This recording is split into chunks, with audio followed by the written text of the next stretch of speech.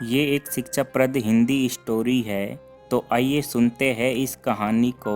एक समय की बात है, एक राजा रहता था जो कि ये देखना चाहता था कि क्या मेरे भी राज्य में आलसी लोग रहते हैं या फिर नहीं। इसके लिए उस राजा ने अपने सैनिकों को कहकर रात के समय में गांव के बीचों रास्ते में एक सामान्य आकार का पत्थर रखवा दिया। उसके बाद वह राजा छुपकर ये देखने लगा कि क्या कोई व्यक्ति जरा सी हिम्मत करके उस पत्थर को हटाता है या फिर नहीं। राजा वहाँ बहुत समय से खड़ा था और देखता रहा, लेकिन किसी ने भी उस पत्थर को हटाने की कोशिश नहीं किया।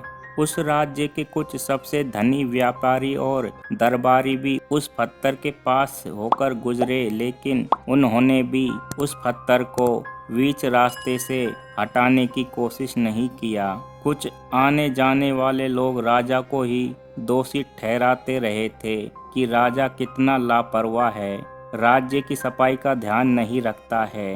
कुछ समय बीतने के बाद उसी पत्थर से होकर एक सब्जी वाला गुजर रहा था। तभी उसने उस पत्थर को देखा और उसे वहां से हटाने का निर्णय भी ले लिया। सब्जी वाले ने अपने सब्जी का भार नीचे रखा और उस पत्थर को हटाने की कोशिश करने लगा। पत्थर थोड़ा भारी था, लेकिन कुछ समय के बाद वह पत्थर को वहां से हटा देता है।